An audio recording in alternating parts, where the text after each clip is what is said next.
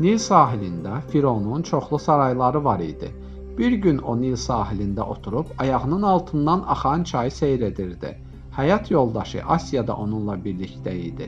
Birdən sarayın xidmətçiləri Nilin ləpələri üzərində oynayan sandığı gördülər. Əvvəlcə onlar bunun sandıq deyil, ağac kötüyü olduğunu düşündülər.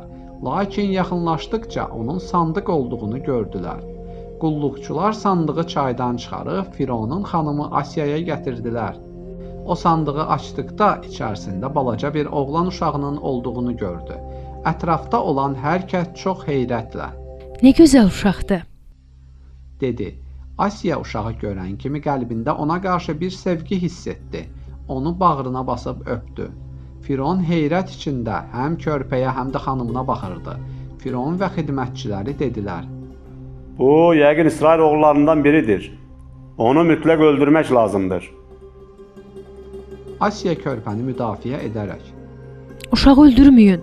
Onu oğulluğa götürsək, ola bilsin bizə də fayda verər," dedi. Firon xanımının çox xoşbəxt olduğunu görüb ona etiraz edə bilmədi. Fironun sarayında həmin gün bir bayram ab-havası var idi. Hər kəs uşağı çox sevmişdi. Allah Musanı qorumaq üçün insanların qəlbində ona qarşı sevgi oyatmışdı. Bir qədər sonra körpə Musa möhkəm ağlamağa başladı. Uşağın ac olduğunu hiss edən Asya onu əmizdirmək üçün saraya qadınlar çağırtdırdı. Misirin hər tərəfindən qadınlar gəldi. Çox qəribə idi. Uşaq qadınlardan heç birinin döşünü tutmur, ağlayırdı. Qadınlar Fironun xanımını sevindirib əvəzində böyük mükafat almaq üçün əllərindən gələni edirdilər.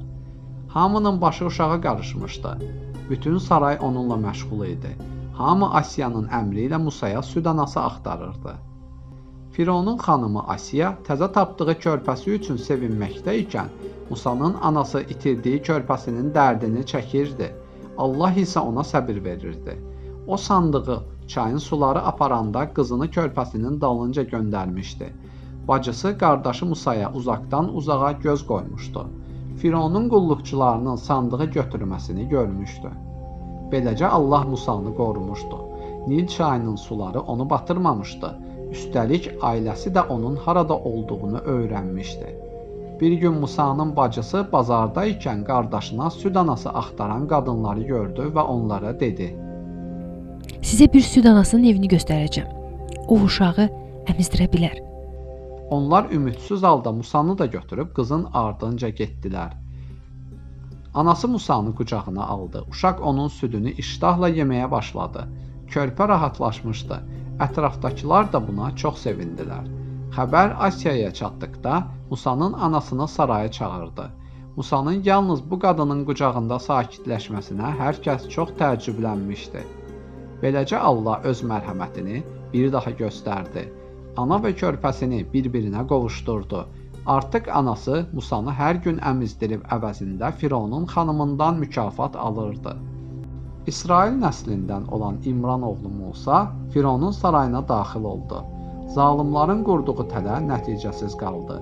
Musa öldürülmədi.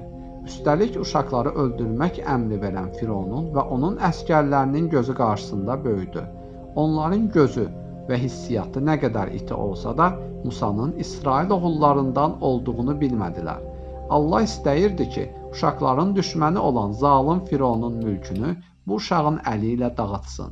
Nəhayət Musa süddən kəsildi və Fironun sarayında böyüməyə başladı.